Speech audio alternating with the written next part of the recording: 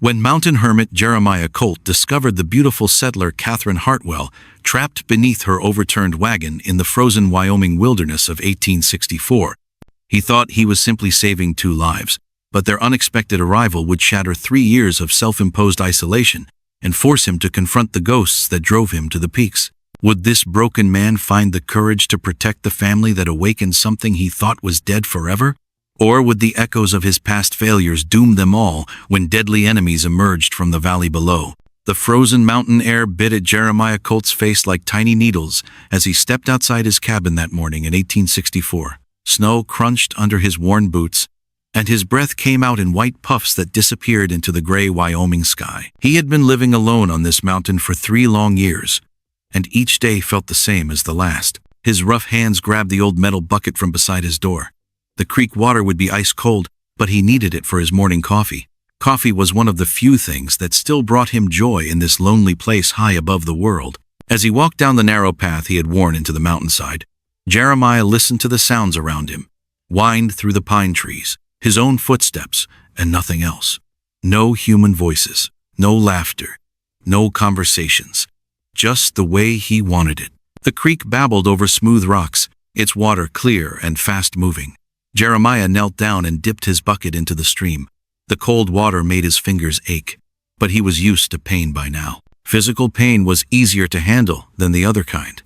The kind that lived in his chest and reminded him why he had come to this mountain in the first place. He stood up slowly, his back stiff from sleeping on the hard wooden bed he had built himself. Everything in his cabin was made by his own hands. The table, the chairs, the bed, even the door. When a man lived alone, he learned to do everything himself or go without. Jeremiah had chosen to learn. The walk back to his cabin took him past his animal traps. These metal devices caught rabbits and other small creatures that he used for food and fur. It was not pleasant work, but it kept him alive through the harsh mountain winters. Today, 2 of his traps held rabbits. Their brown fur would make good mittens, and their meat would fill his stomach for the next few days. As he cleaned the rabbits with his sharp knife, Jeremiah thought about the town far below in the valley. Sometimes, when the wind was just right and the air was still, he could see tiny wisps of smoke rising from the chimneys down there. Real people lived in those houses. They talked to each other every day. They shared meals and stories and problems. They were not alone. But Jeremiah had tried living with people before, and it had ended badly. Very badly. So badly that he had packed everything he owned into a small bag and climbed this mountain, promising himself he would never come down again. Some promises were easier to keep than others. He threw the rabbit bones into the woods for the other animals to find. Nothing was wasted on the mountain. Everything had a purpose, even the scraps. Maybe especially the scraps. Jeremiah understood being a scrap, something left over that nobody wanted but might still be useful somehow. The sun climbed higher in the sky, but it gave no warmth. Winter held the mountain in its icy grip, and spring felt like a fairy tale that happened to other people in other places. Jeremiah chopped wood for his fire, stacking the split logs beside his cabin door. The work made his muscles burn and his hands blister, but it felt good to be tired from something real. Inside his cabin, everything was neat and organized. 1 plate, 1 cup, 1 fork, 1 knife. Why have more when only 1 person lived there? His bed was made with military corners, a habit from his old life that he could not shake. His rifle hung on hooks above the door, cleaned and loaded. A man alone in the wilderness needed to be ready for anything. The walls of his cabin were bare except for one thing, a small mirror made of polished metal. Sometimes Jeremiah looked into it and barely recognized the man staring back. Wild hair, thick beard, eyes that had seen too much. He looked like what he was, a man who had given up on the world and everyone in it. But today, something felt different. As Jeremiah sat by his fire drinking his hot coffee, he could not shake the feeling that change was coming. Maybe it was the way the wind sounded in the trees, or how the clouds moved across the sky, or the strange dream he had the night before about voices calling his name. Whatever it was, it made him restless. He walked to his single window and looked out at the endless white landscape. Mountains stretched in every direction, beautiful and terrible and empty. This was his kingdom now, a kingdom of one, where he made all the rules and answered to nobody. So why did it feel more like a prison than a palace? The day passed slowly, as mountain days always did. Jeremiah mended a hole in his coat, sharpened his knives, and counted his supplies. He had enough food to last until spring, enough wood to keep his fire burning, enough ammunition to protect himself. He had everything a man needed to survive alone. Everything except a reason to want to. As evening shadows grew long across the snow, Jeremiah prepared for another night of silence. He had learned not to expect visitors. Animals sometimes came near his cabin, but people never did. The mountain was too high, too cold, too dangerous for normal folks. Only someone running from something would climb this far from civilization. He was adding wood to his fire when he heard it, a sound that did not belong in his world of wind and wildlife. It was faint and far away, but unmistakable. A human voice calling for help. Jeremiah froze, wondering if his lonely mind was playing tricks on him. But then he heard it again. Clearer this time. Someone was out there in the growing darkness, and they were in trouble. The voice came again, cutting through the mountain air like a knife through silence, and this time Jeremiah was certain it was real. He grabbed his rifle and stepped outside, his boots sliding slightly on the icy porch. The sound had come from the east, down toward the old deer trail that wound through the thick pine forest. No sensible person would be traveling that path in winter, especially not as darkness began to fall across the mountain. But the voice had been desperate, frightened, and definitely female. Jeremiah hesitated for just a moment. 3 years ago, he had promised himself that other people's problems were no longer his concern. He had learned the hard way that trying to help others only led to heartbreak and disaster. But something about that voice, the raw terror in it, made his feet start moving before his brain could stop them. He followed the sound through the trees, his practiced eyes reading the forest even in the dim light. Broken branches marked where someone had pushed through the undergrowth in a hurry. Deep ruts in the snow showed where wagon wheels had carved their way down the steep slope. Whatever was happening, it was happening fast and badly. The scream that split the air next made Jeremiah run. He crashed through the pine thicket, branches tearing at his coat, his rifle ready for whatever danger awaited. What he found in the small clearing ahead stopped him cold. An overturned wagon lay on its side, like a wounded animal, its contents scattered across the trampled snow.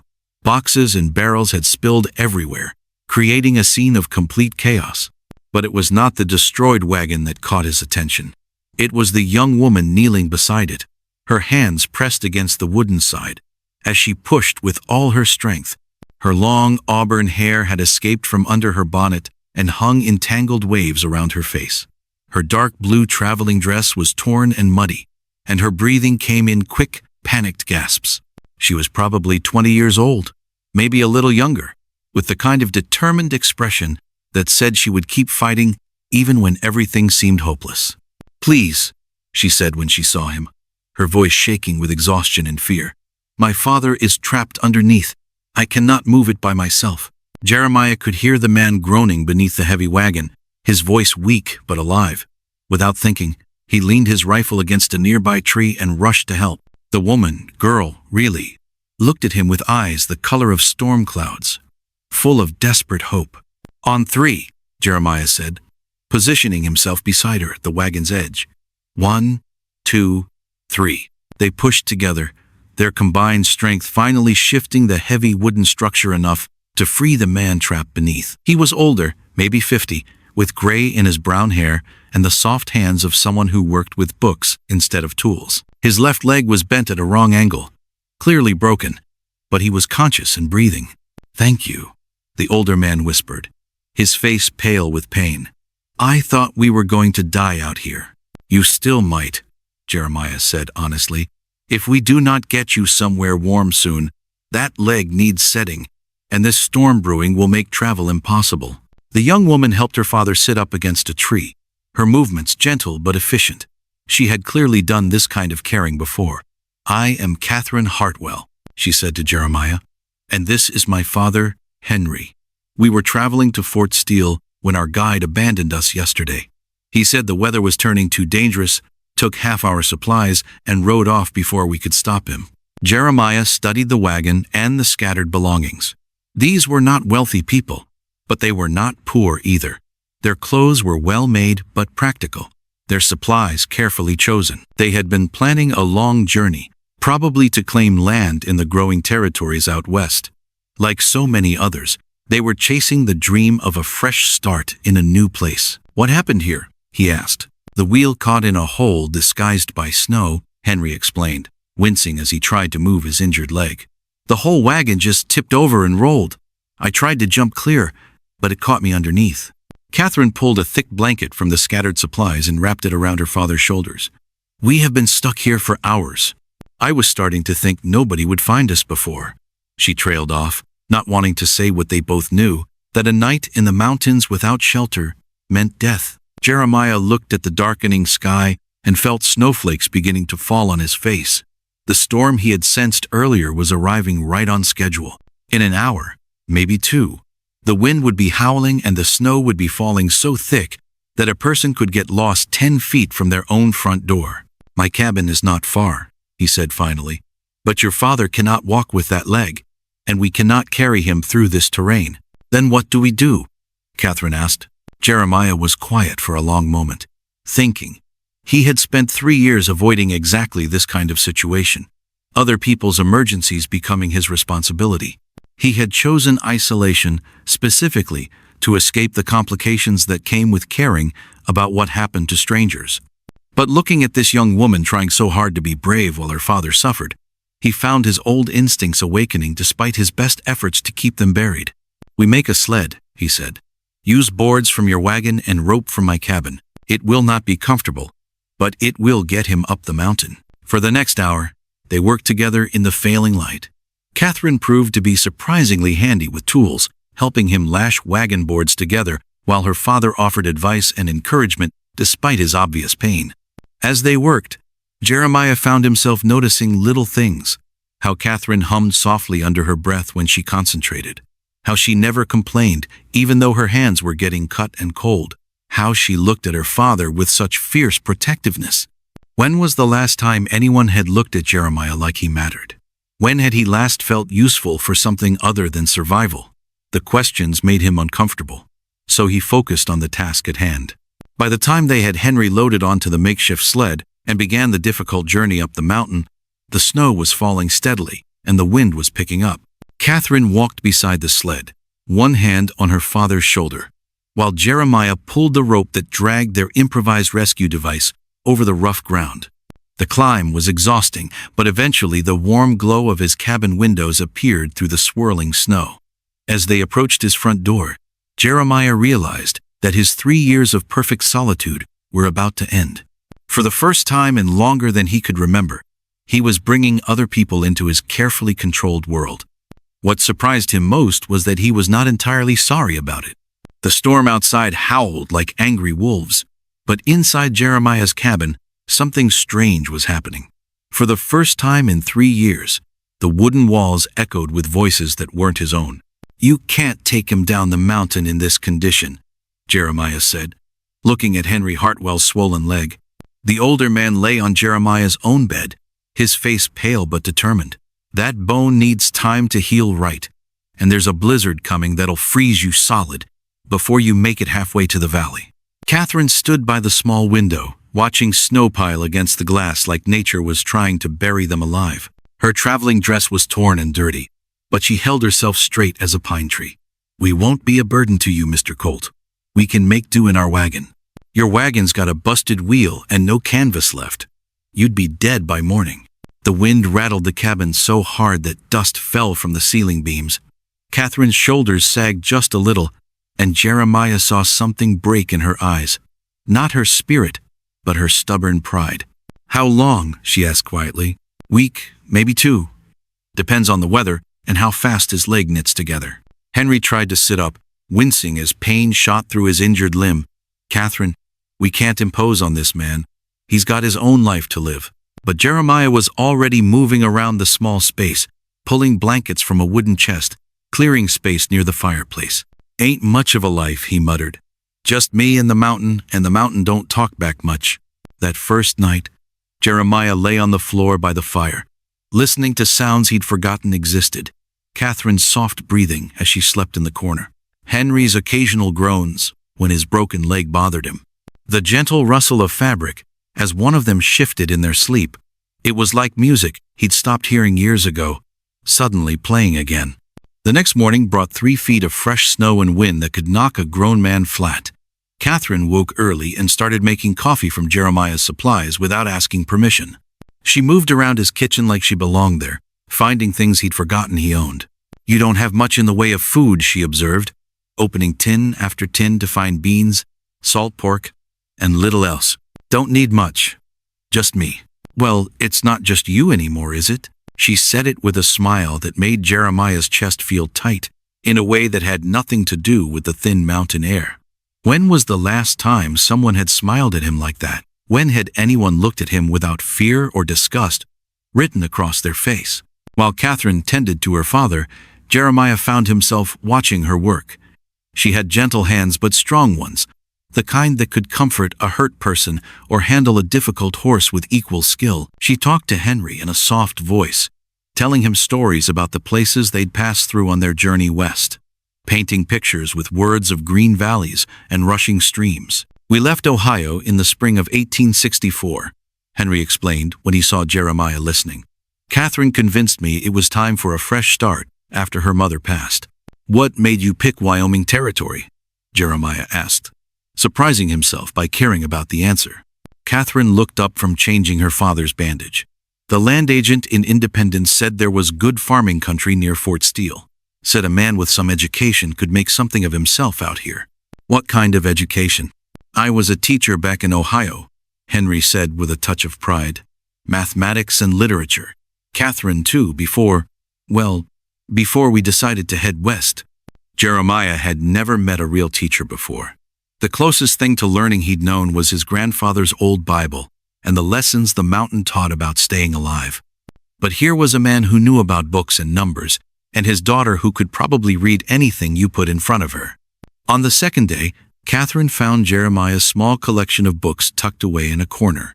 Most were practical things, guides to trapping and hunting, a farmer's almanac from 1861. But buried underneath was something different, a slim volume of poetry, its pages yellow and worn from handling. "You read poetry?" she asked, genuine surprise in her voice. Jeremiah felt heat rise in his cheeks. "Found it in a cabin down the mountain. Previous owner left it behind." But that was a lie. And somehow Catherine seemed to know it. The book had belonged to his wife Mary, back when he'd had a wife and a life that made sense. He'd carried it up the mountain 3 years ago along with his grief and shame, reading the same verses over and over until they felt like prayers. "This one's beautiful," Catherine said, opening to a page marked with a pressed wildflower. "Listen to this, Papa." She read aloud in a voice clear as mountain water, something about hope being the thing with feathers that perches in the soul. As her words filled the cabin, Jeremiah felt something stir inside him that he'd thought was dead forever. That evening, while Henry dozed by the fire, Catherine and Jeremiah worked together to prepare supper. She moved around him in the small space like they'd been cooking together for years, handing him things before he asked, seasoning the beans with herbs she'd found in his supplies. "You've been alone up here a long time," she said. It wasn't a question. 3 years come December. That's a long time to go without talking to another person. Jeremiah stirred the pot of beans, watching steam rise into the flickering firelight.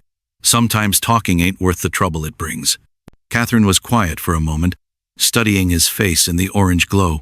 What kind of trouble? But that was a story Jeremiah wasn't ready to tell. Instead, he changed the subject, asking about her life in Ohio, about the students she'd taught, about the dreams that had brought her family west into the unknown. As they ate by firelight, Henry told stories that made Catherine laugh, and Jeremiah found himself almost smiling at the sound. Her laughter was like water running over stones, natural and musical and somehow healing. When had he last heard genuine joy? When had his cabin felt warm instead of just heated? But even as comfort settled around them like a soft blanket, Jeremiah couldn't shake the feeling that this peace was temporary. Outside, the storm raged with no sign of stopping, and somewhere beyond the snow and wind, the world waited with all its dangers and complications. On the third morning, Catherine found him standing at the window, staring out at the white expanse that surrounded his cabin like a frozen ocean. Worried about something? She asked. Always worried about something. That's how you stay alive up here. She moved to stand beside him, close enough that he could smell the lavender soap she'd somehow managed to keep with her through all their troubles. Is that living, though? Just staying alive? The question hung in the air between them like smoke, and Jeremiah realized he didn't have an answer. For 3 years, staying alive had been enough. But now, with voices filling his silence and warmth pushing back the cold, he wondered if maybe there was something more he'd forgotten how to want.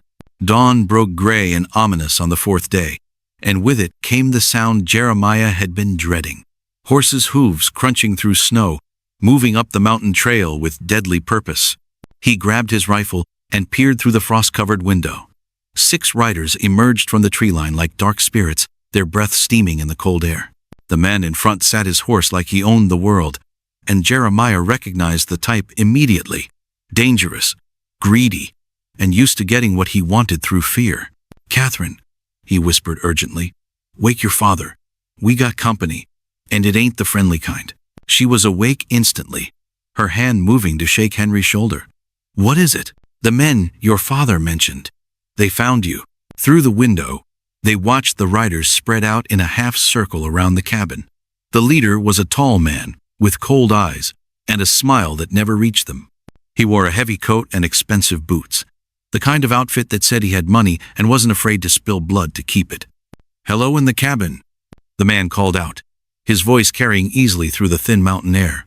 "Name's Dalton Reed. I'm looking for some folks who went missing from our party down in the valley. You seen anybody come through here recently?" Jeremiah stepped onto his small porch, keeping his rifle ready but not openly threatening. "Haven't seen nobody.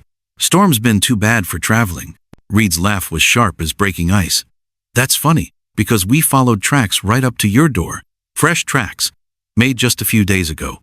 He nudged his horse closer, studying Jeremiah's face like he was reading a book.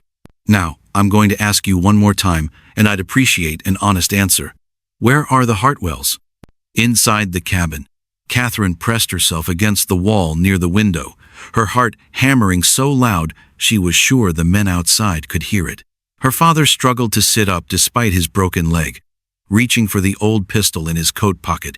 "If those men take us," Henry whispered, "they'll kill us both. I saw things in their ledgers, Catherine. Names of families who paid for land that didn't exist, graves that shouldn't be there.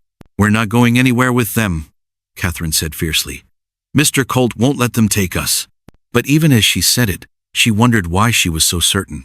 This mountain man owed them nothing. He'd already done more than most people would, giving them shelter and food when they were desperate. Why should he risk his life for strangers?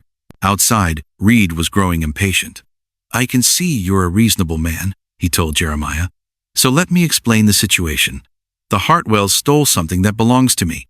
Important papers that could cause problems for my business. All I want is to get those papers back and have a little talk with them about keeping their mouths shut. Like I said, haven't seen them. Then you won't mind if my boys take a look around your property, just to make sure." 2 of the riders started to dismount, but Jeremiah raised his rifle just enough to make his meaning clear. "This is private land, and you ain't been invited." The tension in the air grew thick as mountain mist. Reed's men shifted in their saddles, hands moving toward their weapons. For a long moment, nobody moved or spoke, and Catherine could hear her own pulse drumming in her ears. Then Reed smiled, that cold smile again. "You know what I think? I think you're lying to me. And that makes me wonder what else you might be hiding up here in your little fortress." "Wonder all you like. From the bottom of the mountain. See, that's where you're wrong." Reed's voice turned hard as iron. "We ain't leaving until we get what we came for. And if that means we have to tear your cabin apart board by board, well, that's what we'll do." Inside, Catherine watched through a crack in the window as more riders appeared from the trees. 8 men now, all armed, all looking like they'd done this kind of work before. Her hand shook as she realized how outnumbered they were. "Papa," she whispered, "what are we going to do?" Henry's face was grim as winter stone. "That man Reed, he's the one I told you about. The one who's been cheating settlers, selling the same plots of land to 3 or 4 different families. When they show up to claim their property, his men tell them the land was never really for sale, or that they need to pay again for processing fees. But you have proof. I have copies of his ledgers, showing all the false sales and the families who paid but never got their land. That's why we ran, Catherine. That's why he'll never stop hunting us. Outside, Reed had dismounted and was walking slowly toward the cabin, his men flanking him like wolves surrounding prey. Each step crunched in the snow, marking time like a funeral march.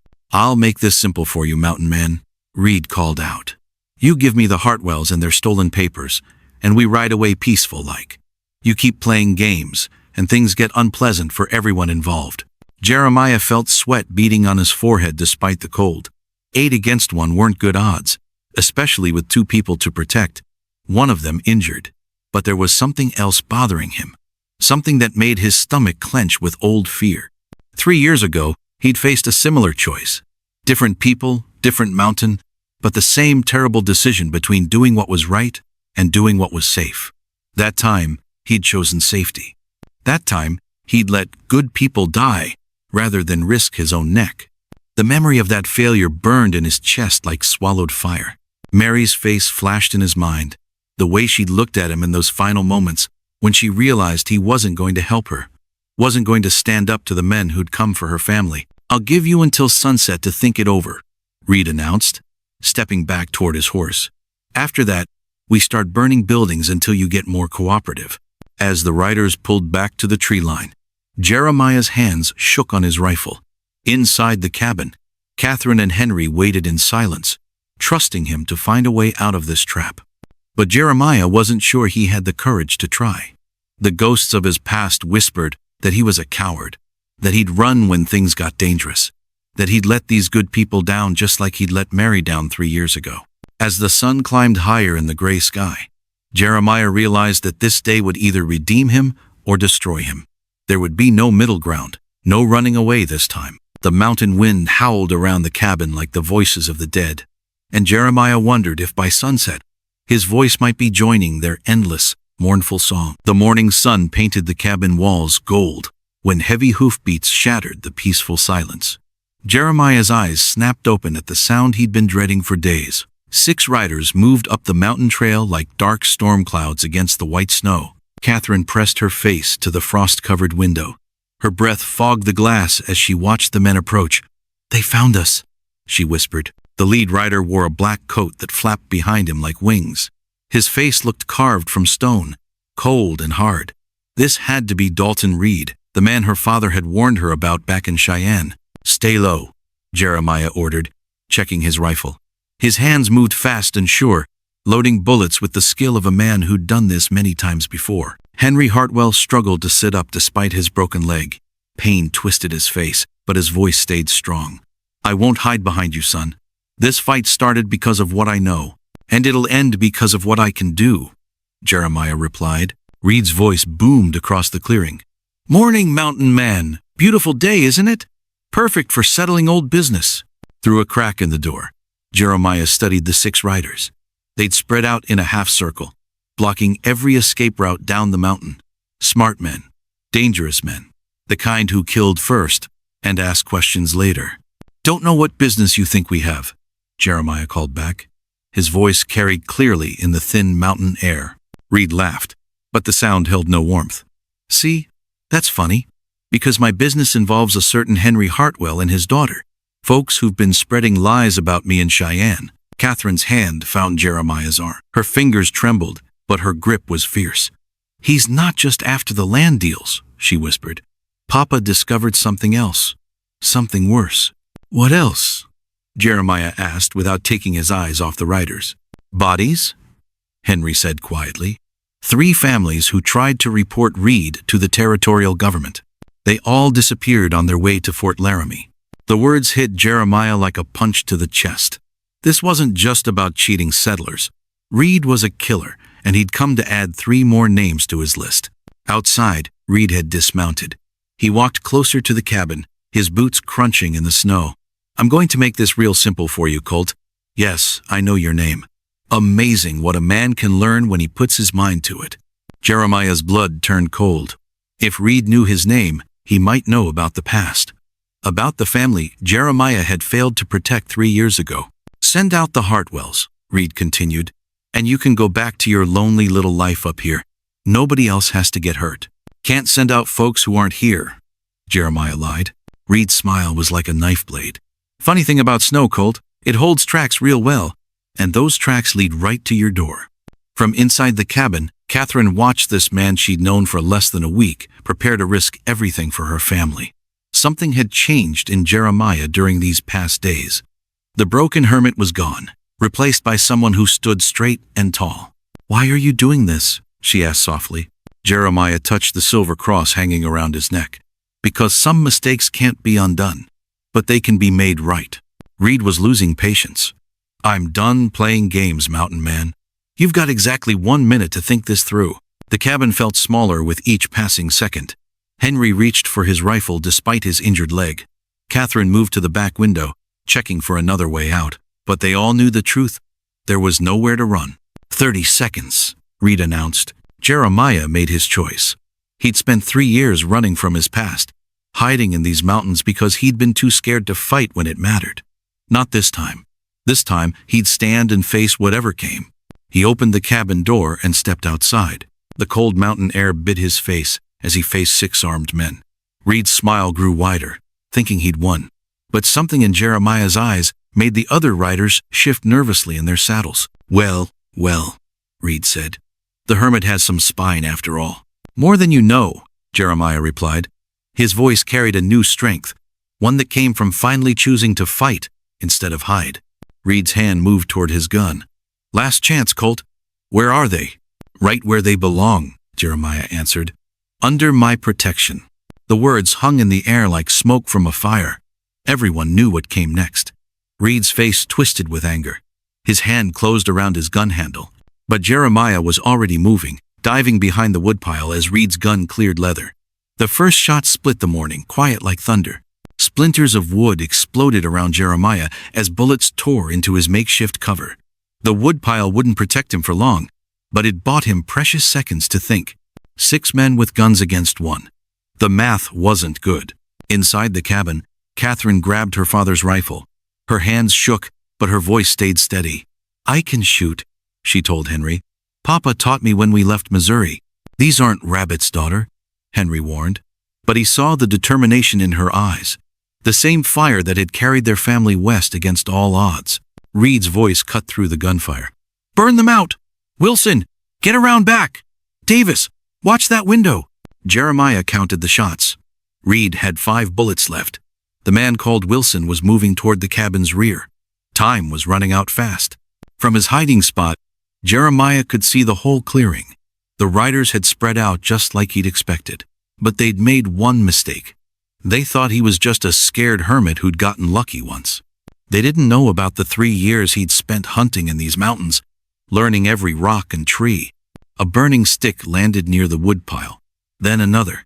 Smoke began to rise from the dry wood. Reed meant to burn him out, force him into the open where 6 guns waited. "Can't hide forever, Colt," Reed shouted. "Come out now and I'll make it quick." Instead of answering, Jeremiah moved. He rolled away from the burning woodpile and came up running toward a cluster of pine trees. Bullets whined past his ears, but none found their mark. From the trees, he had a clear shot at Wilson, who was creeping toward the cabin's back door. Jeremiah's rifle spoke once. Wilson spun and fell, clutching his shoulder. 5 men left. "He got Wilson!" someone yelled. "Shut up and keep shooting," Reed snarled. But Jeremiah heard something else in Reed's voice now. Uncertainty. Fear. The man who'd seemed so confident was starting to worry. Catherine appeared at the cabin window, her rifle ready. She'd torn a strip from her dress and tied back her hair to keep it out of her eyes. This wasn't the frightened girl who'd fallen from the wagon days ago. This was a woman defending her home. "Papa, they're trying to get around to the root cellar," she called. Henry nodded. The root cellar had a tunnel that led to the creek bed. If Reed's men found it, they could get inside without being seen. "I'm going out there," Catherine announced. "Like hell you are," Henry growled. "They don't know I can shoot," Catherine argued. "That's an advantage we can't waste." Before Henry could stop her, Catherine slipped out the back door.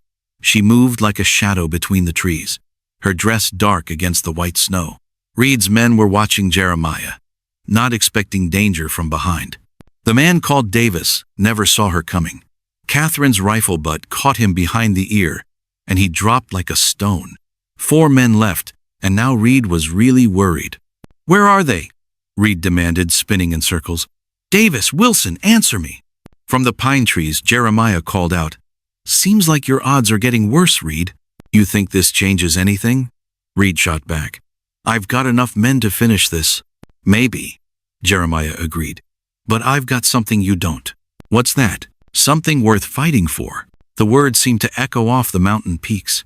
Reed's remaining men looked at each other nervously. This wasn't going the way they'd planned. The easy job had turned into a real fight. Jeremiah used their confusion to move again. He slipped from tree to tree like a ghost, getting closer to the cabin. Reed was starting to panic, shooting at shadows and wasting ammunition. Stand still and fight like a man, Reed screamed. I am fighting, Jeremiah replied from somewhere in the trees. Just not like a fool.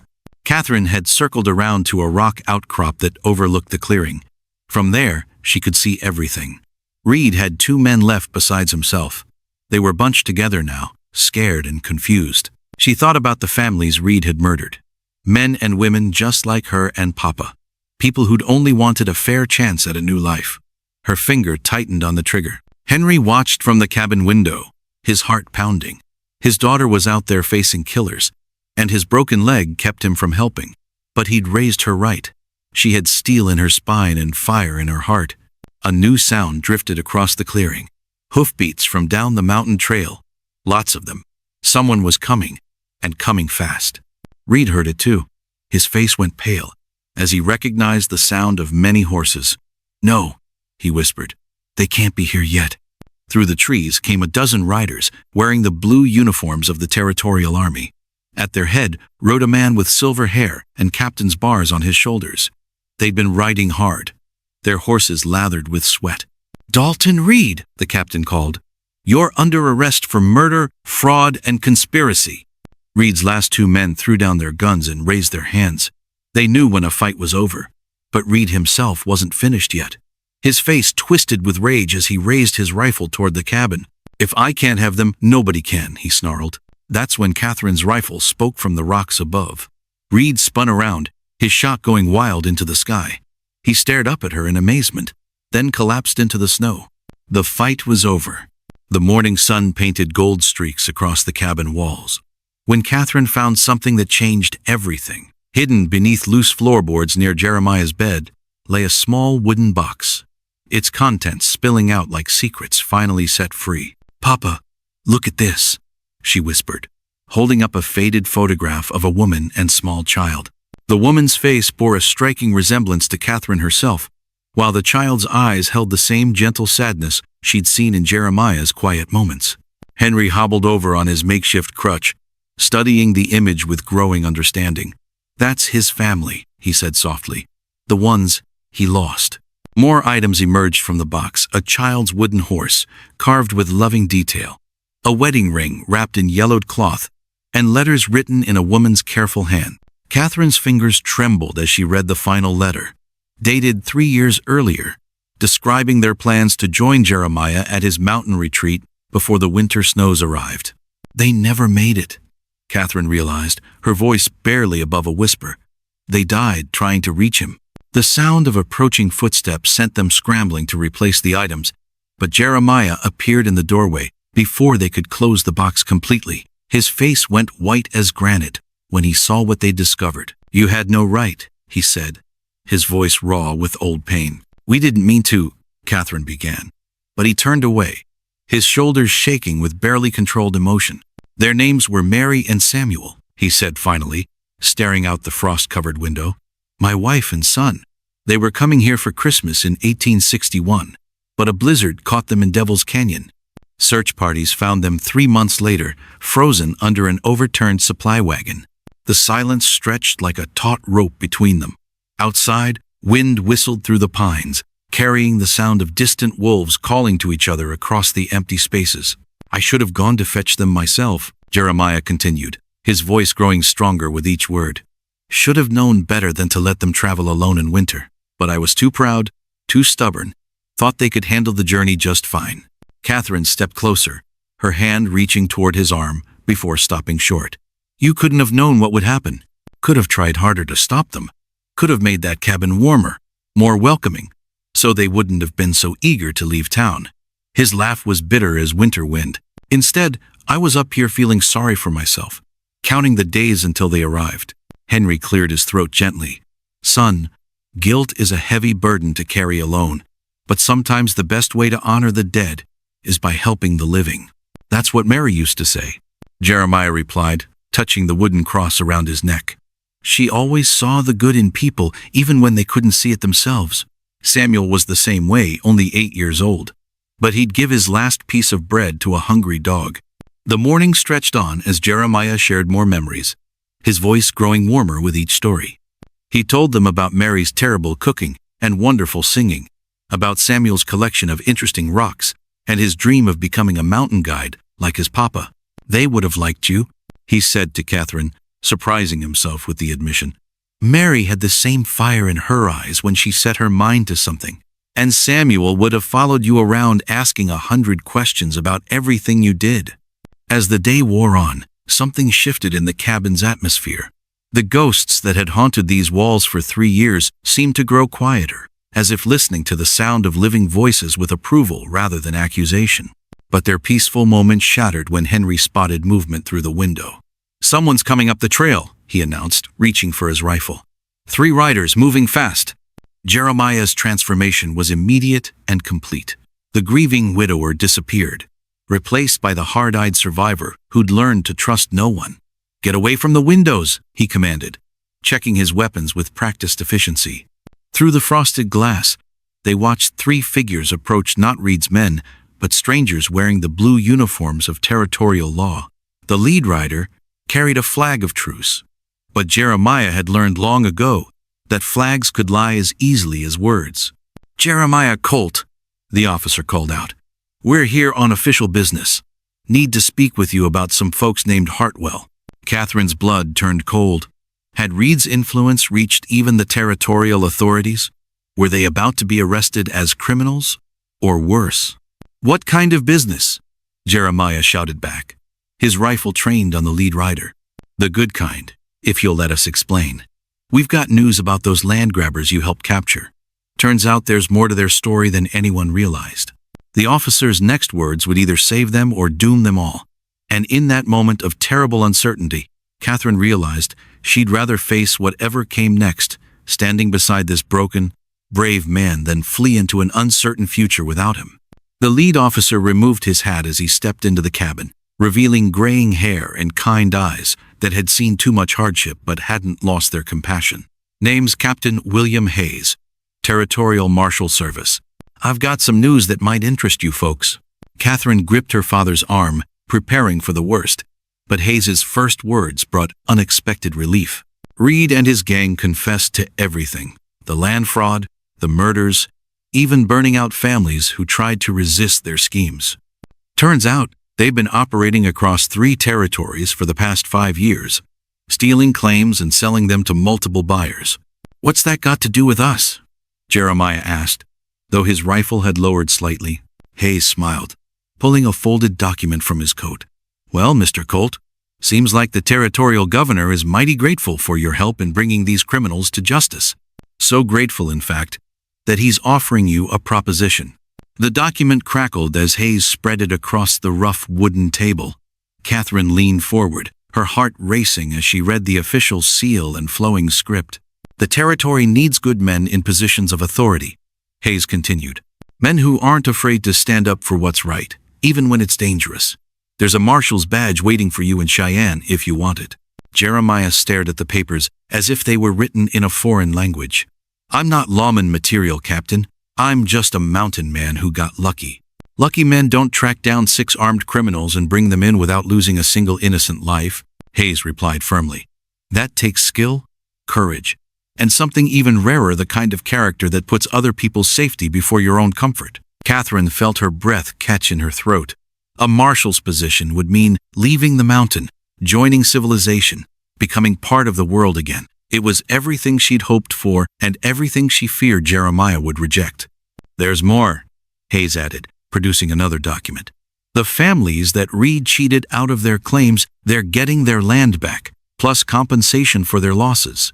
That includes prime farmland near Fort Steele, if you're interested in settling down somewhere. Henry hobbled forward, studying the papers with growing excitement. "Catherine, look at this description. It's got water rights, timber access, and soil that sounds perfect for the crops we talked about growing." But Catherine's attention remained fixed on Jeremiah, watching the internal battle play out across his weathered features. She could see him weighing his old life of isolation against an uncertain future filled with responsibility and human connection. "I need time to think," he said finally. "Of course," Hayes replied, gathering the documents, "but don't take too long. Territory is growing fast, and good men are hard to find. I'll be in Fort Steele for 3 days if you want to discuss the details." After the officers departed, silence settled over the cabin like fresh snow. Catherine found herself afraid to speak, afraid that the wrong words might tip Jeremiah toward choosing solitude over the chance at a new life. "You should take it," Henry said quietly, breaking the tension. "It's a good offer, and this territory needs men like you." "Men like me?" Jeremiah's voice carried old bitterness. "I couldn't even protect my own family. What makes you think I could protect anyone else?" Catherine felt something snap inside her chest, a dam of patience finally breaking. "Because you already did protect us. You risked your life for complete strangers, stood up to armed criminals, and never asked for anything in return. That was different?" "No, it wasn't." She stood, facing him with fierce determination. "You think Mary and Samuel would want you to spend the rest of your life hiding in this cabin, punishing yourself for something that wasn't your fault?" Jeremiah recoiled as if she'd struck him. "You don't know what they'd want." "I know what any mother and child would want for someone they loved," Catherine shot back. "They'd want you to live, really live, not just survive. They'd want you to use your strength to help other people, to make sure other families don't suffer the way yours did." The argument that followed was fierce but necessary. Voices raised, and emotions finally freed from the careful politeness that had constrained them. Henry watched from his chair, occasionally adding his own thoughts, but mostly letting the two younger people work through their fears and hopes together.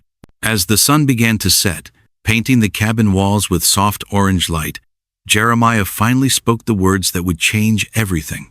"I'll take the marshal's job," he said quietly, "but only if you'll both come with me.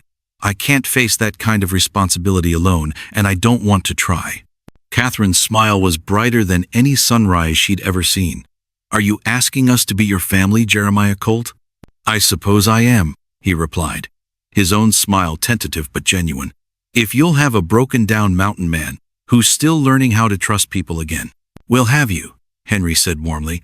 "On one condition: you stop calling yourself broken. A man who can love deeply enough to grieve for 3 years, then find the courage to love again, isn't broken.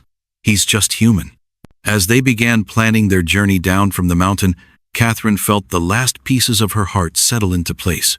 She'd come to the Wyoming territory looking for land and found something far more valuable, a family forged not by blood but by choice, strengthened by shared hardship and sealed by mutual respect. The mountain had given them shelter when they needed it most, but now it was time to carry its lessons down into the world below, where other people needed the kind of protection and compassion they'd learned to give each other. Outside, the first stars began to appear in the darkening sky, and somewhere in the distance, wolves sang their ancient songs of survival and hope. Tomorrow would bring new challenges, new responsibilities, and new opportunities to prove that even the most wounded hearts could heal when surrounded by love. But tonight, they were simply 3 people who'd found each other in the wilderness and chosen to build something beautiful from the broken pieces of their separate lives.